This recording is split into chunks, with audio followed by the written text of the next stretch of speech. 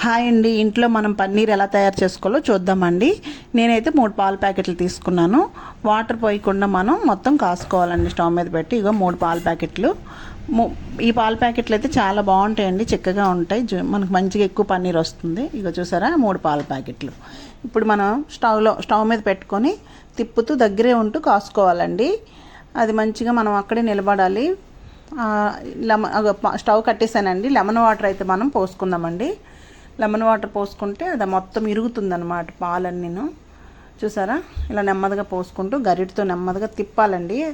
అది అక్కడికి మనకు పన్నీర్ తయారవుతుందన్నమాట. ఇంకా చూసారా, ఇదంతా మనం మంచిగా ఒక క్లాత్లోని వడకట్టుకోవాలండి. ఇప్పుడు మనం చూసారా మొత్తం వాటర్ వదిలేసింది, దానికి పన్నీర్ అంతా వచ్చేసింది. ఇదిగోండి, వాటర్ అన్నీ వంపేసుకుందామండి మనం ఇందులో మొత్తం.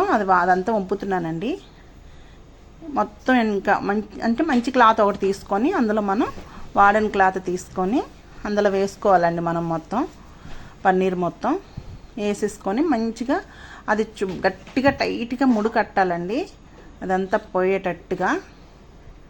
చూసారా, ఈ ప్రాసెస్ అంతా అయితే మా ఆయనగారు చేస్తున్నారండి. అదంతా కట్టడం, తయారు చేయడం. నాకైతే జున్ను తయారు చేయడం రాదు, అది పన్నీర్ తయారు చేయడం రాదండి.